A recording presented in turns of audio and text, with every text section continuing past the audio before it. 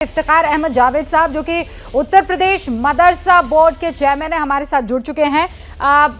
जावेद साहब, बहुत बहुत स्वागत है आपका। इस वक्त इस बात को लेकर खौफ है कि मुसलमानों को एक बार फिर से टारगेट किया जा रहा है। बाकी किसी हिंदू संगठन या किसी हिंदू इदारे पर तो ऑडिट नहीं किया जा रहा है, लेकिन इफ्तिखार अहमद जावेद साहब, मदरसों से कहा जा रहा है कि भाई बताओ कहाँ से पैसा आता है, कितने लोग पढ़ाते हैं, कितने बच्चे पढ़ते हैं, क्यों, वजह इसके पीछे? ऐसा कुछ नहीं है। हमारे यहाँ पूरे उत्तर प्रदेश के अंदर 16,513 मदरसे मान्यता प्राप्त हैं। जो यूपी बोर्ड, जो मदरसा एजुकेशन बोर्ड हमारा है, उससे मान्यता प्राप्त है। वहाँ से 560 मदरसों को यही यूपी गवर्नमेंट ग्रांट देती है, उनको अनुदान देती है, टीचर को सैलरी मिलती है, सारी चीज़ें चलती हैं।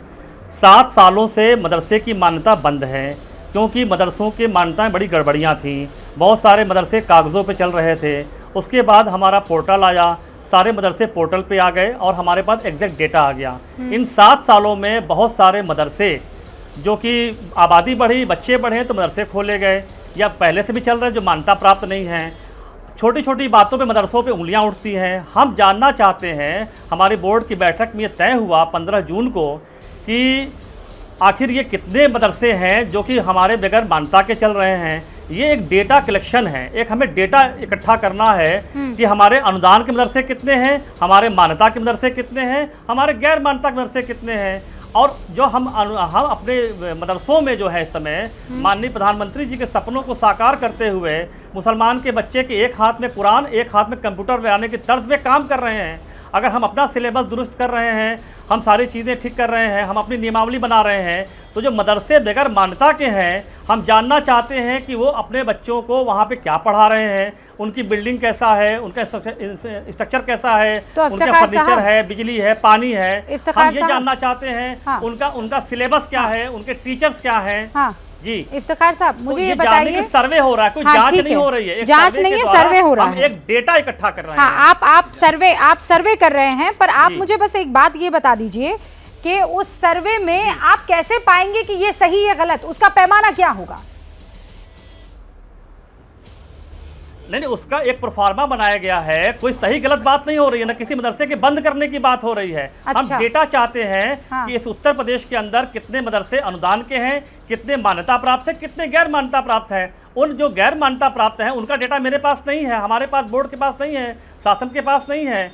तो ये कितनी संख्या में है, वो कौन सी तालीम दे रहे हैं, हम जानना चाहते हैं। अच्छा। हम किसी तालीम के खिलाफ नहीं है। मदरसे का बच्चा तो अरबी पढ़ेगा, अब आपके पास आ गया। मैं कह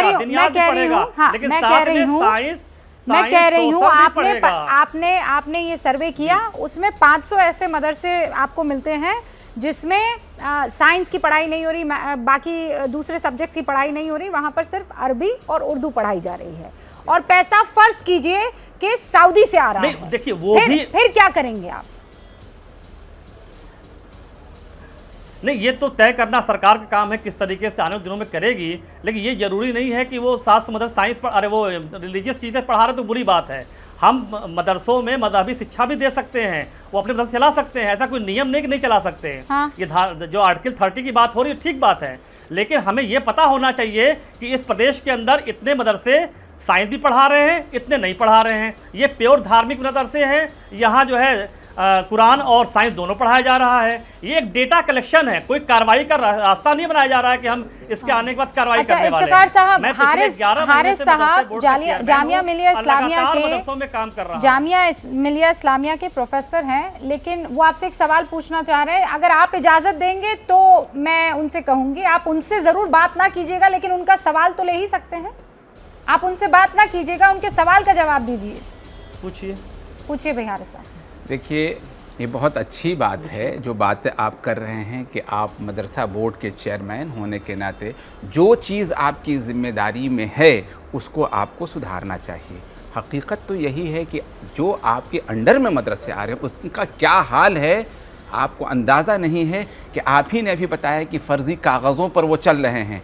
उसके सुधार के लिए आपके पास क्या प्लान है, क्या कुछ कर रहे हैं, वहाँ के लोगों का कहाँ एडमिशन हो रहा है, उसके लिए क्या इंफ्रास्ट्रक्चर दे रहे हैं आप, कैसे उसे बेहतर बना रहे हैं। एक चीज़, दूसरी बात यह है कि जो प्राइवेट मदरसे हैं आप तो उसे कोचिंग सेंटर कह सकते हैं ना, आप तो उसे एक प्राइवेट ट्यूशन सेंटर कह सकते हैं ना। उस सिलसिले में क्या आपके पास कुछ प्लान है कि अगर उनके अंदर कुछ कमी है तो आप देंगे? ये सिर्फ एक चीज़ क्लियर कर दीजिए हमें।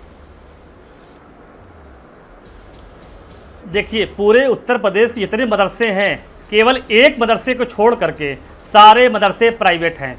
एक मदरसा केवल ऐसा है जो रामपुर में है, मदरसा आलिया, जिसे आजम खान साहब ने कब्जा कर रखा है, अपना उस पर प्राइवेट स्कूल चलाते हैं, रामपुर पब्लिक स्कूल। बाकी सारे मदरसे प्राइवेट हैं। उसमें से कुछ मदरसों को 560 मदरसों को उत्तर प्रदेश सरकार अनुदान देती है।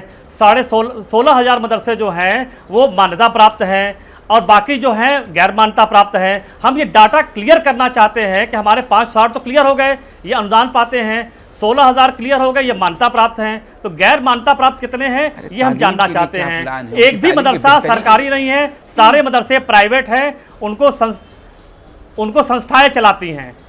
और हम चाहते हैं कि जो मेरा बेटा पढ़ता है, जो मैनेजर, जितने मैनेजर हैं सबके बच्चे इंग्लिश मीडियम कॉन्वेंट स्कूल में पढ़ते हैं। मैनेजमेंट के पूरे बच्चे जो है, जितने लोग मैनेजमेंट में, सबके बच्चे इंग्लिश मीडियम कॉन्वेंट स्कूल पढ़ते हैं। जो टीचर्स हैं, करीब 10,000 टीचर जो सरकार से सैलरी पाते हैं, अच्छी सैलरी मिलती है, जो हिंदी मीडियम स्कूलों के टीचर्स को मिलती है वही सैलरी मदरसा के टीचर्स को मिलती है। हाँ। उनके बच्चे भी इंग्लिश मीडियम कॉन्वेंट स्कूलों में पढ़ते हैं।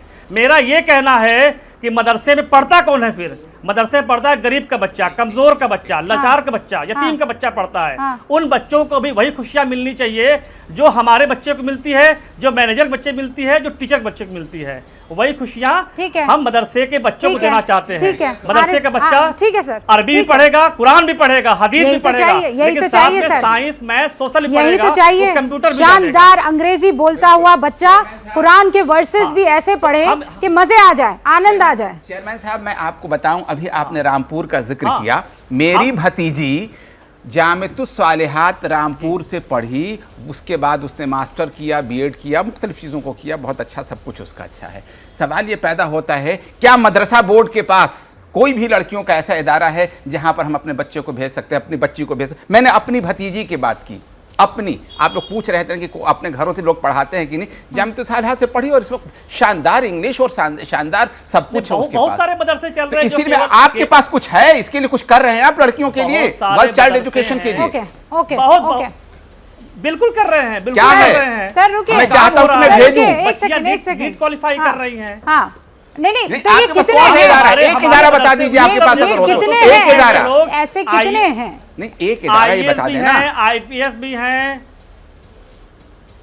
एक इदारा बताइए जो आपके पास है। मेरे पास वक्त की कमी आ जाए, आलोक 30 सेकंड कुछ कहना चाह रहे हैं? बहुत सारे मदरसे काम कर रहे हैं, एक इदारा बताइए। मैं बस ये कहना चाह रहा हूँ कि ये बहस जो हम कर रहे हैं इसका मतलब नहीं है, क्योंकि गुवाहाटी, एक मिनट, गुवाहाटी हाईकोर्ट ने बिल्कुल ये निर्णय दे दिया है कि जो भी सरकारी फंडिंग से मदरसा चलते हैं उनको सरकारी स्कूलों में कन्वर्ट किया जाए। नंबर 1, क्योंकि रिलीजियस टीचिंग गवर्नमेंट फंडिंग से नहीं हो सकती है, ये आज नहीं कल पूरे देश में लागू होगा ही होगा, क्योंकि हाईकोर्ट, गुवाहाटी हाईकोर्ट का निर्णय आ गया है। अब या तो सुप्रीम कोर्ट पलटे इसको। इस नजरिए से प्राइवेट पैसों से चलने वाले मदरसा की मॉनिटरिंग और भी आवश्यक है, ताकि सरकार को पता रहे कि क्या पढ़ाया जा रहा है, कितना पढ़ाया जा रहा है, कैसे पढ़ाया जा रहा है। ये सरकार को हक है जानने की, और ये देश का भविष्य का सवाल है, क्योंकि वो बच्चे इस देश के भविष्य। बेहतर रहेगा कि सरकारी स्कूल में कन्वर्ट हो, बाकी जिसको अपना थियोलॉजिकल क्लासेस लेनी है मेरे पास ना वक्त की इतनी कमी है, मुझे बार बार कहा जा रहा है कि हम वक्त क्रॉस कर गए हैं। हाँ हारिस साहब, हम इस पर और बहस कर सकते हैं, लेकिन मैं एक बात तो समझ गई हूँ, एक पेज पर तो हम लोग आ ही गए हैं कि मदरसों को मॉडर्नाइज कर देना चाहिए। अब उस मॉडर्नाइजेशन के लिए कितना जल्दी काम होता है ये बड़ा सवाल है, और वो जल्दी हो जाना चाहिए। बीच में जो अड़ंगा डाल रहे हैं उनको टाटा बाय बाय किया जा सकता है। बहुत बहुत शुक्रिया आप सभी का। जैसे ही घड़ी का काटा दोपहर 2:30 पे आए, बबीता जी का दिल सास बहू साजिश के लिए मचल जाए। और ये है इनकी बहू, पूरे दिन ऑफिस की टेंशन हो जाए गॉन जब ये करें अपना फेवरेट शो फ्री टाइम पे ऑन। इनकी तरह आप भी देखें अपना फेवरेट शो अपने टाइम पर, और डाउनलोड कीजिए ABP लाइव ऐप अपने स्मार्ट टीवी पर।